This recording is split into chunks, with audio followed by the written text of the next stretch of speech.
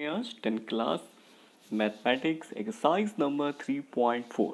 तो 3.4 में जो फर्स्ट क्वेश्चन है, solve the flowing pair of the linear equation by elimination method and the substitution method. तो आज स्टार्ट करते हैं हम लोग एलिमिनेशन मेथड स्टार्ट करते हैं। सब्स्टिट्यूशन मेथड मैंने लास्ट वीडियो में आपको बता दिया था कैसे सॉल्व करेंगे।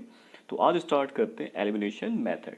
तो क्या होता है एलिमिनेशन, कैसे अप्लाई करते हैं। तो मैंने फर्स्ट क्वेश्चन यहाँ पे नोट कर लिया है जो गिवन है यहाँ पे x plus y is equal to 5 and 2x minus 3y is equal to 4। मुझे इसको इक्वेशन को सॉल्व करना है बाय एलिमिनेशन। तो नेम में ये आंसर है कि मुझे एलिमिनेशन मेथड लगाना है, यानी मुझे एक वेरिएबल यहाँ पे एलिमिनेट करना है। तो कैसे अप्लाई करते हैं, तो सबसे पहले आप दोनों इक्वेशन को अप डाउन में लिख लीजिए। ये याद रखिएगा कि सेम वेरिएबल के नीचे सेम वेरिएबल होना चाहिए। अब मुझे लगाना है एलिमिनेशन मेथड, मीन्स एक एलिमेंट मुझे एक वेरिएबल इसमें से क्या करना है, एलिमिनेट करना है। तो एलिमिनेट कैसे करेंगे, सबसे पहले किसी एक वेरिएबल को हम लोग सेम बनाएंगे, चाहे x को सेम बना ले दोनों इक्वेशंस में, चाहे y को सेम बना ले दोनों इक्वेशन में। चलिए स्टार्ट करते हैं। तो दोनों y में सेम बना लेते हैं। तो यहाँ पे 3y है सेकेंड इक्वेशन में और फर्स्ट इक्वेशन में हमारे पास y है। तो हम लोग क्या करेंगे, फर्स्ट इक्वेशन को मल्टीप्लाई कर देंगे by 3, multiply by 3 in equation first. ठीक है, मैंने फर्स्ट इक्वेशन को 3 से मल्टीप्लाई कर दिया ताकि दोनों में वाई वाई सेम हो जाए। तो रिजल्ट कितना आ जाएगा, 3 से पूरी इक्वेशन को हम लोग मल्टीप्लाई करेंगे। 3x plus 3y is equal to 15। Second equation में कोई चेंजेस नहीं होंगे, मैंने उसको किसी भी नंबर से मल्टीप्लाई नहीं किया है। अब जिन हम लोगों ने टर्म्स को सेम बना लिया है, उसमें देखेंगे साइन अपोजिट है या नहीं। अगर आपके अपोजिट साइन ऑलरेडी यहाँ पे है तो डायरेक्टली आप इनको सब्ट्रैक्ट कर सकते हैं, मीन्स कट कर सकते हैं। तो यहाँ पे कितना आ चुका है, 3x प्लस 2y। इसका मतलब होता है मैंने दोनों इक्वेशन को ऐड किया है, तभी साइन दोनों के मैंने चेंज नहीं किए हैं। तो 3x plus 2y is 2x is 5x is equal to 15 और 4 इज 19। तो x इक्वल टू 19/5। तो x की वैल्यू हमारी आ चुकी है। अब मुझे निकालनी है वैल्यू ऑफ दी y। तो इसको किसी भी क्वेश्चन में आप पुट कर सकते हैं, चाहे फर्स्ट या सेकंड, जो आपको कंफर्टेबल लगे। मुझे फर्स्ट इक्वेशन ज़्यादा कंफर्टेबल लग रही है, इजी है। x 19/5 plus y is equal to 5। आगे सॉल्व कर लेते हैं इसको। 5 माइनस 19/5, एलसीएम ले लेते हैं यहाँ पे, इज 5। 25 माइनस 19, तो y इज इक्वल टू 6/5। तो ये हमारा आंसर फर्स्ट हो चुका है। हम लोग दोनों इक्वेशन को सॉल्व कर चुके हैं, एक्स वाई की वैल्यू हमारी आ गई। तो इस तरह से मेथड लगाना है इसमें। अब आते हैं नेक्स्ट क्वेश्चन पे। तो स्टार्ट करते हैं next part. Next part is given 3x plus 4y is equal to 10 and 2x minus 2y is equal to 2। तो first step, right the both equation in up down form. ठीक है, मैं दोनों equation को लिख दिया है। It is the first equation, it is the second equation. तो लगाना यहाँ पे एलिमिनेशन मेथड है। तो एलिमिनेशन मेथड पे फिर हम लोग अप्लाई करते हैं, किसी एक वेरिएबल को सेम बनाते हैं। तो यहाँ पे 4y, यहाँ पे 2y। आप x को इक्वल बना सकते हैं, जो आपको इजी लगे उसको इक्वल बनाया जाता है। यहाँ पे 4y और 2y को y को इक्वल बनाना ज़्यादा ईजी है, क्योंकि यहाँ पे सिर्फ 2y है, यहाँ पे 4y है। तो 2y को अगर 4y में कन्वर्ट करना हो तो मैं सेकेंड इक्वेशन को मल्टीप्लाई बाई 2 अगर करूँगा तो दोनों इक्वेशन सेम हो जाएंगे। तो यहाँ पे फर्स्ट इक्वेशन कॉपी कर लेता हूँ कि उसमें कोई चेंजेस नहीं आएंगे, लेकिन सेकेंड इक्वेशन को मैंने इंटू करा है 2 से। तो यहाँ पे 4y is equal to 4। Sign यहाँ पे ऑलरेडी चेंज है, प्लस माइनस का है, डिफरेंट साइन है, इसलिए हम लोग इन दोनों इक्वेशन को ऐड करेंगे। ऐड मीन्स कोई साइन नीचे नहीं चेंज करना है। तो ये हमारा कैंसिल आउट हो चुका है डायरेक्टली। इधर 7x is equal to 14 and the x equal to 14/7, x equal to 2। तो फर्स्ट वैल्यू आ चुकी है। सेकंड वैल्यू, तो सेकंड वैल्यू के लिए हम लोग किसी भी इक्वेशन में x वैल्यू पुट कर देंगे, चाहे फर्स्ट या सेकंड, जो आपको कंफर्टेबल लगे। तो 3x मैं फर्स्ट में पुट कर रहा हूँ, plus 4y is equal to 10। तो यहाँ पे 3 into 2 plus 4y is equal to 10। 6 plus 4y equal to 10 and the 4y is equal to 10 minus 6 and that 4y is equal to 4 and y equal to 1। तो ये हमारा answer आ चुके हैं। ठीक है, स्टार्ट करते हैं next question, second question, second, third और फोर्थ पार्ट सेम आप ऐसे लगा सकते हैं। स्टार्ट करते हैं सेकंड क्वेश्चन। सेकंड क्वेश्चन में यहाँ पे गिवन है from the pair of the linear equation in the following problem and find the solution if they exist by the elimination method. मुझे एलिमिनेशन मेथड क्वेश्चन को solve करना है। और जो फर्स्ट क्वेश्चन है यहाँ पे, if we added 1 to numerator and subtract 1 from denominator, if fraction reduced to 1, it become 1/2 if we only add 1 to denominator and what is the fraction। मुझे क्या निकालना है? फ्रैक्शन निकालना है। तो जब भी आपको फ्रैक्शन निकालना हो तो फ्रैक्शन हमेशा क्या लेट करेंगे? Let fraction will be x upon y। Fraction हमेशा किस फॉर्म में लेट किया जाएगा? x अपॉन y, जिसमें आपका x क्या होगा? न्यूमरेटर हो जाएगा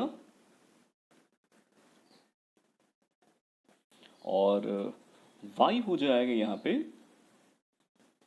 डिनोमिनेटर। ठीक है, तो इसमें दो कंडीशन दे रखी है, दोनों कंडीशन को अप्लाई करते हैं। तो फर्स्ट केस यहाँ पे गिवन है कि if we add 1 to the numerator and subtract 1 from the denominator, if fraction reduced to 1। तो यानी कि अगर मैंने न्यूमरेटर में से 1 ऐड किया और डिनोमिनेटर में से 1 सब्ट्रैक्ट किया तो फ्रैक्शन हमारा कितना हो गया? Is equal to 1। लेकिन ये क्वेश्चन हमारे जनरल फॉर्म में नहीं है, तो पहले इसको चेंज कर लेते हैं जनरल फॉर्म में। तो जनरल फॉर्म में चेंज करने के लिए तो क्या करेंगे? क्रॉस मल्टीप्लाई कर लेते हैं, नीचे 1 क्रॉस मल्टीप्लाई,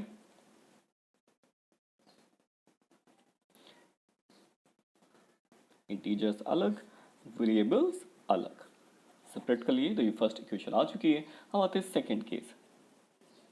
तो सेकंड केस यहाँ पे गिवन है if it becomes 1/2 if we only add 1 to the denominator. तो यानी फ्रैक्शन 1/2 के इक्वल हो जाता है अगर उसमें हम लोग सिर्फ डिनोमिनेटर में 1 ऐड कर दें। तो यानी डिनोमिनेटर जैसा वैसे ही रहेगा और सिर्फ डिनोमिनेटर में 1 ऐड करेंगे और इक्वल टू क्या लिख देंगे? 1/2। इसको भी चेंज कर लेते हैं जनरल फॉर्म में बाय द क्रॉस मल्टीप्लाई।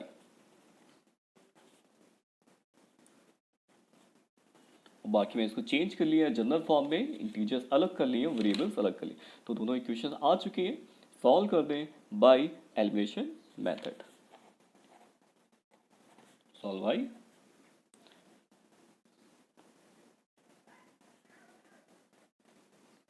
ठीक है, एलिमिनेशन मेथड अप्लाई करते हैं। तो first equation x minus y is equal to -2 and the 2x minus y is equal to 1। ठीक है, तो इन दोनों इक्वेशन सॉल्व करते हैं। मैंने ऊपर नीचे अप डाउन इनको लिख लिया है, ये फर्स्ट एंड द सेकेंड। तो देखते हैं कोई वेरिएबल इसमें सेम है या नहीं है। पहले से टर्म वाई वाई देखिए दोनों टर्म सेम है, यहाँ भी 1 है, यहाँ भी 1 है। ठीक है, यानी बैलेंस करने की जरूरत नहीं है, मुझे यहाँ पे किसी भी नंबर से मल्टीप्लाई करने की ज़रूरत नहीं है। अब क्या करते हैं, मैंने बोला था अगर इन दोनों के साइन डिफरेंट हैं तो आप लोग डायरेक्टली कैंसिल कर सकते हैं, उसको ऐड करना बोलते हैं।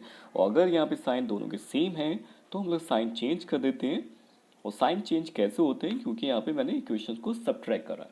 ठीक है, तो यहाँ पे साइन चेंज कैसे करेंगे? यहाँ प्लस है तो यहाँ माइनस, यहाँ प्लस माइनस है तो यहाँ प्लस, यहाँ प्लस है तो माइनस। अब ये कैंसिल हो गया है। अब यहाँ पे x -2x लेंगे तो कितना आएगा? नेगेटिव का x। ऐसे यहाँ पे -2 एंड -1 इज -3, तो नेगेटिव नेगेटिव भी कट हो गया है। तो x is equal to 3 value हमारी आ गई है। अब निकालते हैं second value, the value of the y। तो उसके लिए क्या करेंगे? इसकी x की वैल्यू किसी भी इक्वेशन में पुट कर देते हैं, put in 1, x minus y is equal to minus का 2। ओके, तो x is 3 and the negative y -2 minus का 3 as y is equal to 5। तो सेकेंड आंसर आ चुका है। तो इस तरह से ही हमारे x y की वैल्यू आ चुकी हैं, लेकिन मुझे निकालना था hence fraction is x upon y। So x is 3 and the y is 5। तो फ्रैक्शन कितना है? इज 3/5। तो इस क्वेश्चन को लगाएंगे। ठीक है, तो अब स्टार्ट करते हैं नेक्स्ट क्वेश्चन। तो सेकेंड पार्ट यहाँ पे गिवन है 5 years ago Nuri was thrice as old as Sonu, then 10 years later Nuri was will be twice as old as Sonu. How the old are Nuri and Sonu? तो यहाँ पे दो लोगों की बात हो रही, नूरी एंड सोनू की, दोनों की मुझे एजेस निकालनी है, तो लेट कर लेते हैं, let age of Noori is x year और and Sonu age is y year. ठीक है, दोनों की एजेस मैंने यहाँ पर लेट कर ली हैं। तो यहाँ पे दो कंडीशंस हैं, तो फर्स्ट केस से स्टार्ट करते हैं। तो फर्स्ट केस 5 years एगो, तो यानी 5 साल पहले की बात हो रही है, तो यानी कि 5 years एगो।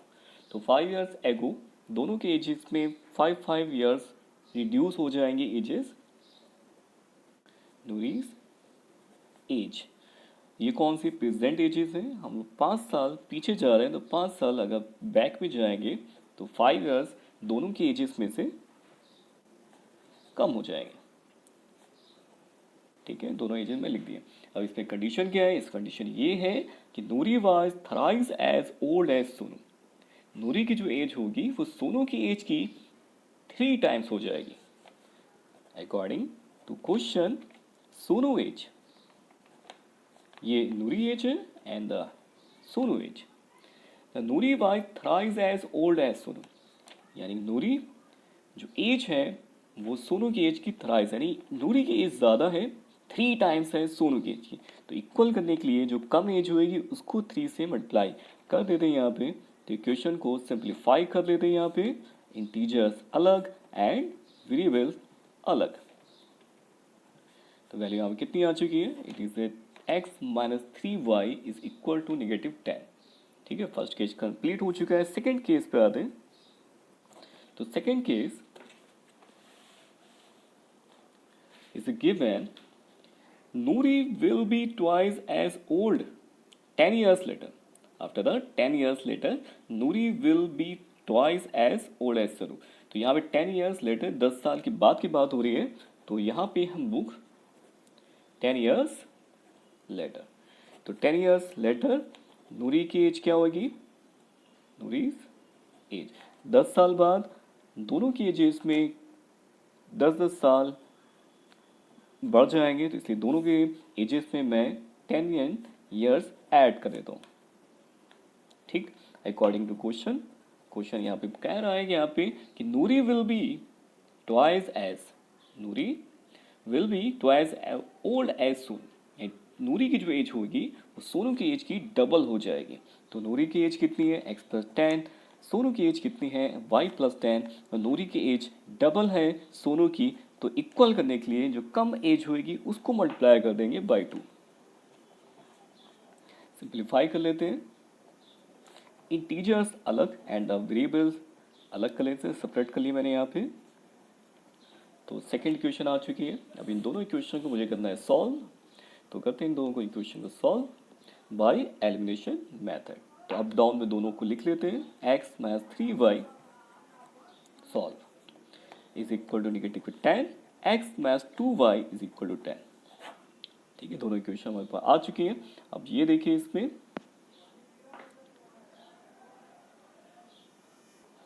तो इसमें ऑलरेडी x दोनों में सेम है, तो सिर्फ साइन चेंज करने होंगे क्योंकि दोनों के साइन कैसे हैं, सेम है। तो साइन चेंज करते हैं, इसको बोलते हैं सब्ट्रैक्ट करना। तो ये plus minus, minus plus and the minus, it is a cut, minus plus is minus, -3 y में से +2y is -y, minus minus plus is 20, y is equal to 20 and the second value will B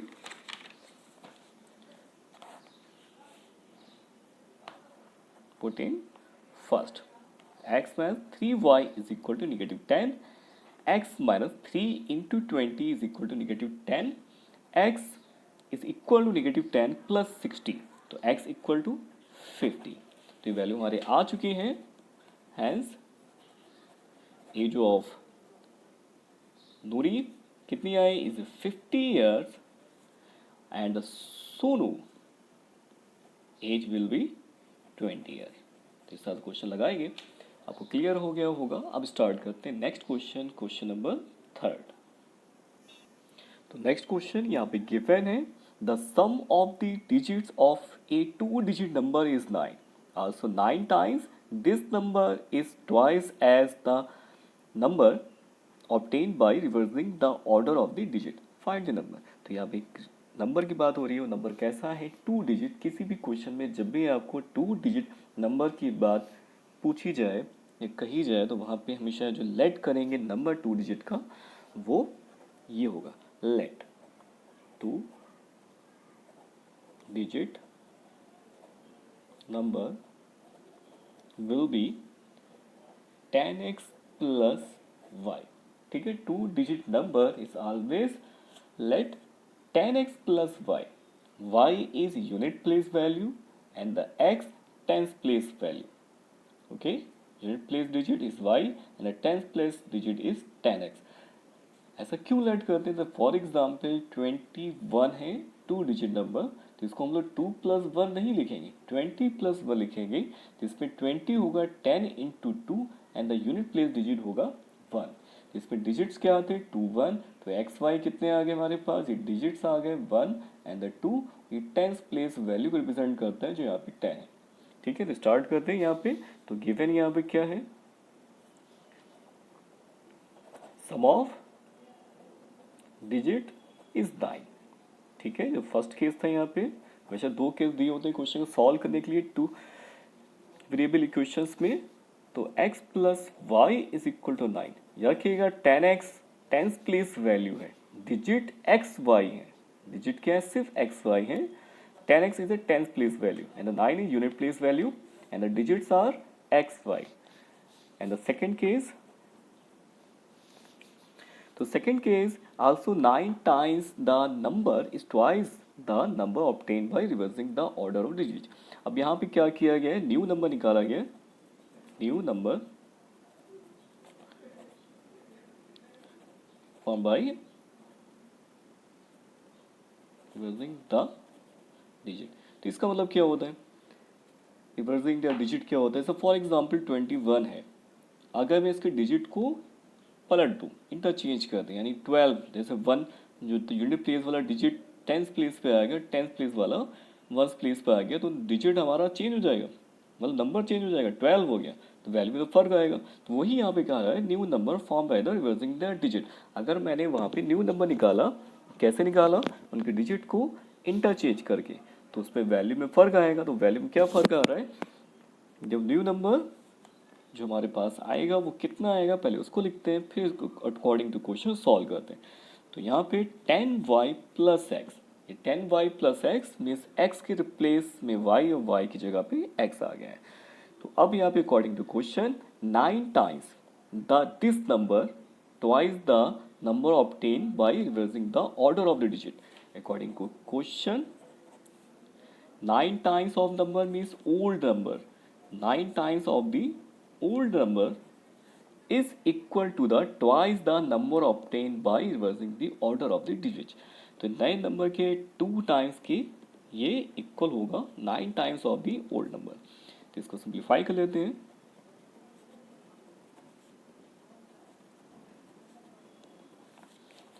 integers और variable अलग करें, या तो सबका variables ही है।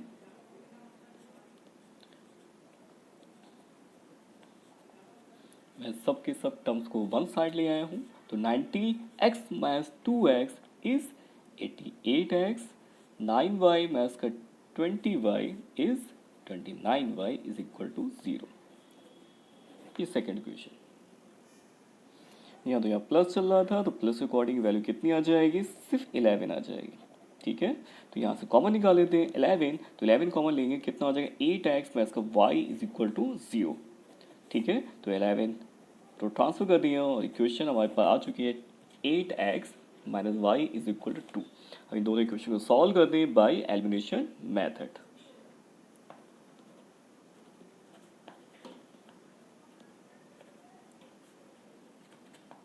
Elimination method according दोनों इक्वेशन को अप डाउन में लिख लेते हैं। It is first equation and the second equation is 8x minus y equal to 0।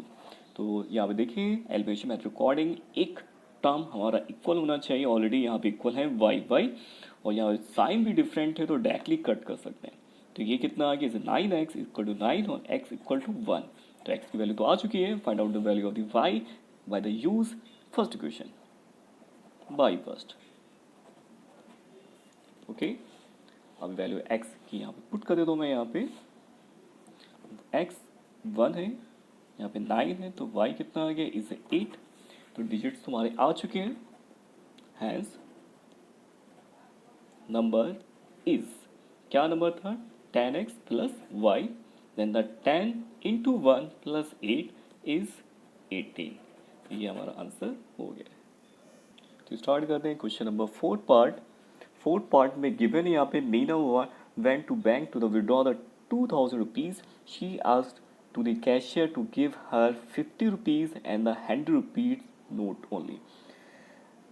Meena got 25 notes in the all. Find how many notes of the 50 rupees and 100 rupees she received. तो question है यहाँ पे, मीना एक bank गई है, bank में 2000 rupees निकाले हैं और कैशियर ने उसको सिर्फ 50 और 100 रुपीज़ के ही नोट दिए हैं। टोटल नोट उसके पास कितने हैं, 25 नोट्स हैं। तो बताना ये है कि आखिर 50 रुपीज़ और 100 रुपीज़ के नोट कितने हैं।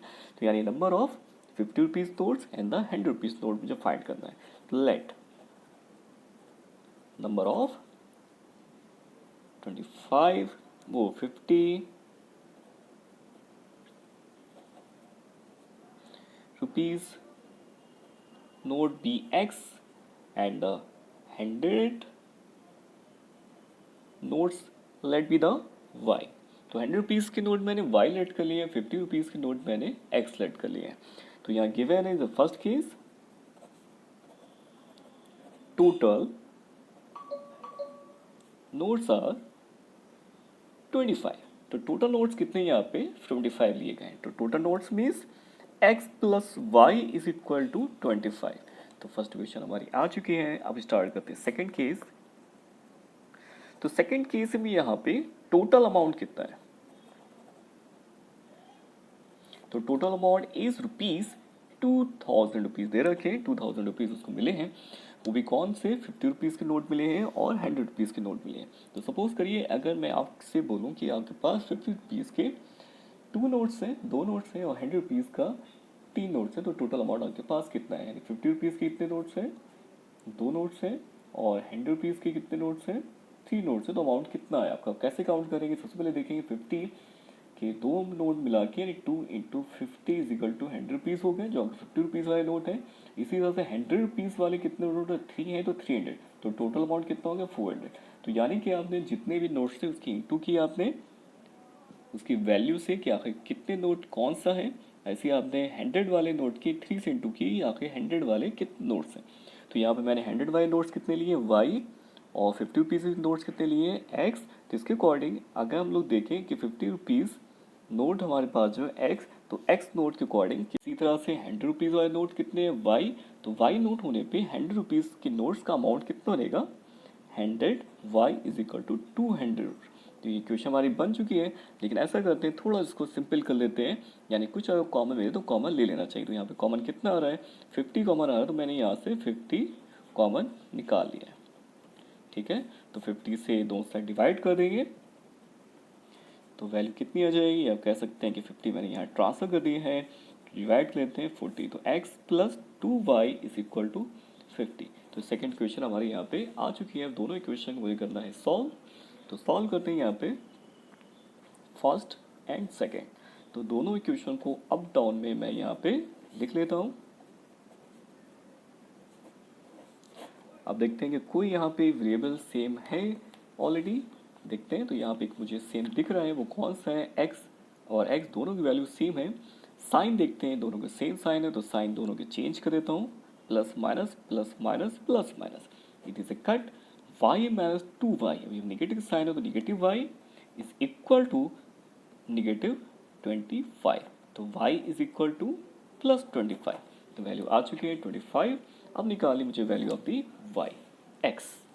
तो पुट इन, जो इक्वेशन इज फर्स्ट इजी है तो फर्स्ट पे पुट कर देते हैं, इज 25। तो value of the y is 25। तो करेक्शन कर लीजिए यहाँ पे हमारे को ऑलरेडी पहले से 40 चल रहा था, तो यहाँ भी कितना था 40 था। तो यहाँ पर रिजल्ट कितना आ जाएगा 15, यहाँ कितना आ जाएगा 15, यहाँ 15 पुट करना है। तो 15 वैल्यू पुट होने में कितनी वैल्यू आ जाएगी यहाँ पे x इज इक्वल टू 10। तो ये हमारा आंसर कंप्लीट हो गया, x की वैल्यू आ चुकी है, y की वैल्यू भी आ चुकी है। ठीक है, तो अब हैंस नंबर ऑफ ₹25 नोट्स कितने आ रहे हैं, इज 10 एंड रुपीज़ ये 50 रुपीज़ वाले हैं और ये 100 रुपीज़ नोट्स हैं। ये कितना आ रहा है, इज 50, यानी 50 वाले नोट कितने हैं, 10 है, और 100 वाले नोट्स कितने हैं, 15 है। वी स्टार्ट करते लास्ट क्वेश्चन, क्वेश्चन नंबर 5।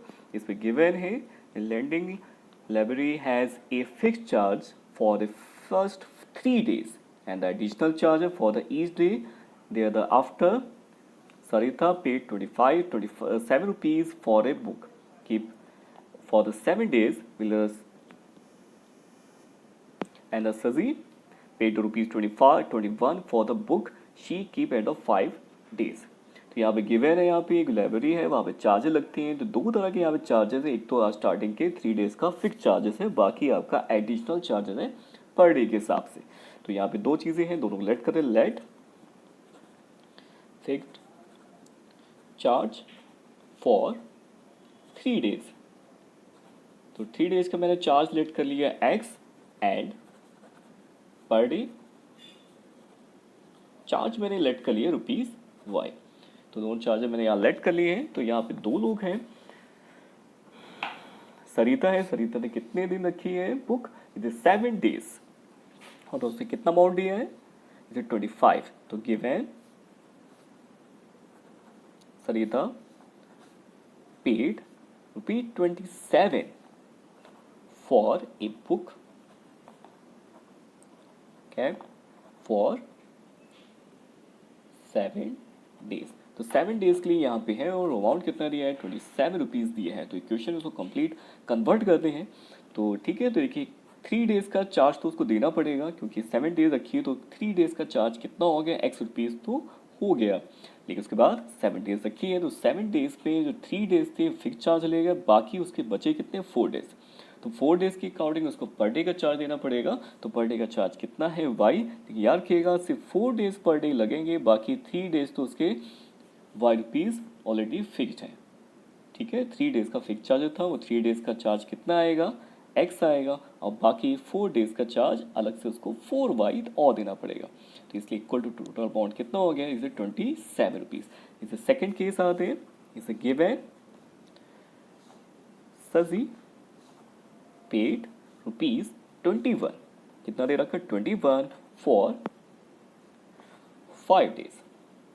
तो 5 डेज पे उसने कितने रुपए दिए, 21 रुपीज़ दिए। तो सेम एज इसको भी चेंज करते हैं। तो फिक्स चार्जेस इज एक्स, अब 21 डेज था, 3 डेज का तो फिक्स चार्ज है x रुपीज़ है, बाकी बचे कितने, इज 18 डेज। तो 18 डेज का कितना लगेगा, y रुपीज़, लेकिन वो तो पर डे का चार्जेस है, तो 18y और इसमें इंक्लूड करेंगे इज इक्वल टू 21। ये आपकी सेकेंड इक्वेशन। सो यहाँ पे 5 डेज है, 5 डेज के अकॉर्डिंग निकालना है। तो 5 डेज के अकॉर्डिंग यहाँ पे 3 डेज निकल गए, तो बचे कितने, 2 डेज। तो 2 डेज के अकॉर्डिंग यहाँ पे चार्ज उसको देना पड़ेगा, कितना आएगा यहाँ पे, 2y आ जाएगा। तो दोनों इक्वेशन हमारी कंप्लीट बन चुकी है। अब दोनों इक्वेशन क्या करते हैं, सॉल्व करते हैं। तो सॉल्व करते हैं bye the elimination method. First equation and the second equation. तो दोनों इक्वेशन को सॉल्व करते हैं। तो यहाँ पे देखिए दोनों में कोई एक टर्म इक्वल है या पहले से नहीं है। तो देखिए एक्स एस ऑलरेडी यहाँ पे सेम है, तो लगाते हैं एलिमिनेशन मेथड, साइन चेंज कर लेते हैं, इट इज ए कट, और y इज इक्वल टू 6। तो y वैल्यू आ चुकी है, अब निकालते हैं the value of the x। तो किसी भी इक्वेशन में पुट कर सकते हैं, चाहे आप फर्स्ट इक्वेशन ले लें या फिर सेकेंड इक्वेशन ले लें। तो x plus 6 into 4 equal to 27, x equal to कितना, 24, ये आपका आ गया 3।